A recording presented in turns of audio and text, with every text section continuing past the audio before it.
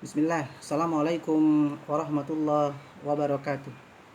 Innal hamdalillah nahmaduhu wa nasta'inuhu wa nastaghfiruh wa na'udzu billahi min sururi anfusina wa min sayyiati a'malina.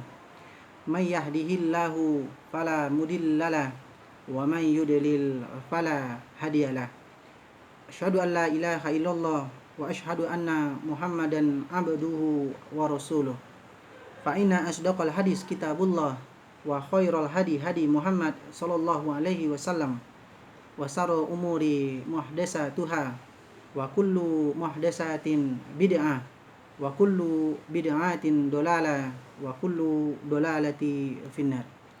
Jamaah yang dirahmati oleh Allah Subhanahu wa taala, hari ini kita akan masuk kajian kita salat sunat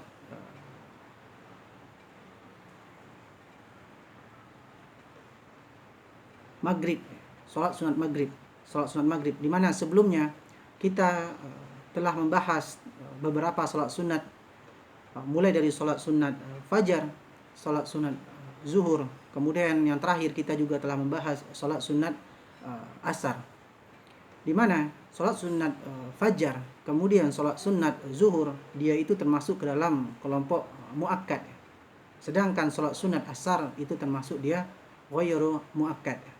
Berikutnya, bagaimana dengan sholat sunat maghrib? Jadi untuk sholat sunat maghrib yang selama ini kita ketahui dia itu ada sholat sunat qobliyah sebelum, kemudian ada dia sholat sunat ba'diyah atau setelah.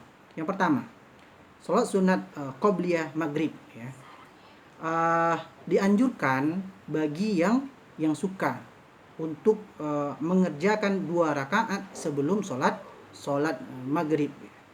Dalilnya pertama itu hadis dari Abdullah bin Mughaffal al-Muzani radhiyallahu anhu, bahwa Nabi Muhammad sallallahu alaihi wasallam bersabda, "Shallu qabla maghrib, shallu qabla maghrib, thumma qalla fi thalisati liman yasa." Artinya, salatlah sebelum maghrib. Kemudian pada kali yang ketiga beliau mengatakan bagi siapa yang suka. Karena beliau khawatir orang-orang yang menjadikan sebagai sunnah ratibah ya, yang bersifat rutin gitu. Nah, hal ini untuk sholat sunat sebelum qobliyah maghrib kita lihat tidak banyak ya dilakukan oleh jamaah kita. Hanya di beberapa masjid saja sering kita lihat jedah waktu antara azan dan iqamah pada saat sholat maghrib yang lebih panjang jedahnya, sehingga memungkinkan para jamaah untuk mengerjakan sholat sunat ini. Saya telah melihat di beberapa masjid yang mengamalkan sholat sunat ini. Kemudian dalil yang kedua, hadis Anas bin Malik, ia berkata, apabila muazzim selesai mengumandangkan azan, para sahabat Rasulullah Shallallahu Alaihi Wasallam berdiri menuju tiang-tiang. Tiang-tiang yang dimaksud di sini adalah az-zawari, dalam bentuk jamaknya sariyah, yang artinya tiang-tiang untuk mengerjakan sholat. Hingga Rasulullah Shallallahu Alaihi Wasallam keluar menemui mereka, ya. Sementara mereka sedang mengerjakannya. Mereka mengerjakan 2 rakaat sebelum maghrib dan tidak ada sesuatu pun yang memisahkan antara azan dan iqamah.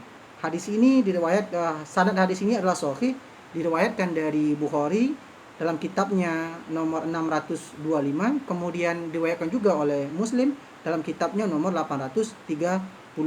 Kemudian ada beberapa riwayat yang lain juga meriwayatkan hadis yang sama. Kemudian dalil yang ketiga tentang salat sunat qobliyah maghrib ini adalah dari hadis Abdullah bin Mughaffal al-Muzani, bahwa Nabi Muhammad SAW bersabda, baina kulli azanabi sholatu salasatan liman yasha. Antara azan dan iqamah terdapat solat. Beliau mengulanginya 3 kali bagi siapa yang suka. Kemudian dalil yang keempat, hadis dari Abdullah bin Az-Zubair Ia berkata, Rasulullah Shallallahu Alaihi Wasallam bersabda, tidaklah setiap sholat fardu melainkan sebelumnya ada sholat dua rakaat. Ini 4 dalil yang menekankan kita untuk mengerjakan sholat qobliyah, sholat sunat qobliyah maghrib, ya, sholat maghrib. Kemudian sholat sunat ba'diyah maghrib, ya, dianjurkan mengerjakan sholat 2 rakaat setelah sholat maghrib berdasarkan hadis dari Umar, dari Aisyah, kemudian dari Ummu Habibah yang telah diriwayatkan seperti yang dibacakan pada kajian-kajian sebelumnya.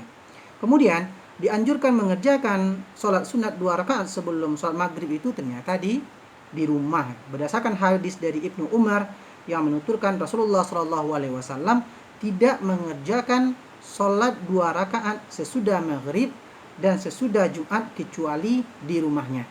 Diriwayatkan hadis ini dari sanad itu adalah syahih, diriwayatkan dari At-Tirmizi, At-Tasalisi dan An-Nawawi, ya, An-Nawawi. Kemudian kita lanjut ke penjelasannya. Diriwayatkan dari Mahmud bin Lubain, ia berkata bahwa Rasulullah Shallallahu Alaihi Wasallam mendatangi Bani Abdul Asihal, lalu beliau mengimami mereka untuk sholat maghrib. Selesai mengucapkan salam, beliau Rasulullah Shallallahu Alaihi Wasallam mengatakan, sholatlah 2 rakaat di rumah-rumah kalian. Nah, jadi ini mungkin salah satu berulang kali dan sudah cukup banyak dalil yang menunjukkan bahwa sebenarnya seutama-utamanya sholat sunat itu dikerjakan di rumah, dikerjakan di rumah. Kemudian apa bacaan pada 2 rakaat tersebut? Di sini oleh penulis, ya, ditambahkan penjelasan tentang bacaan pada 2 rakaat tersebut, ya, pada 2 rakaat sholat yang qobliyah dan ba'diyah maghrib tadi. Dikatakan di sini dianjurkan membaca Qul ya ayyuhal kafirun, ya, Qul ya al-kafirun berarti surah al-kafirun. Yang kedua Qul huwallahu ahad berarti adalah surah al-ikhlas, pada 2 rakaat ba'diyah maghrib, ya, setelah membaca al-Fatihah, dalilnya adalah hadis dari Abdullah bin Mas'ud. Ia berkata, tidak terhitung aku mendengar Rasulullah Shallallahu Alaihi Wasallam membaca pada 2 rakaat sesudah maghrib dan 2 rakaat sebelum subuh dengan Qul ya ayyuhal kafirun dan Qul huwallahu ahad. Sampai di sini dulu pembahasan kita, kajian kita tentang sholat sunat maghrib, ya. Yang tadi ada sholat sunat qobliyah maghrib dan sholat sunat ba'diyah maghrib. Kita tutup majelis kita hari ini dengan membacakan doa kafaratul majlis. Subhanaka Allahumma rabbana wa bihamdika asyhadu an la ilaha illa anta astaghfiruka wa atubu ilaik. Assalamualaikum warahmatullahi wabarakatuh.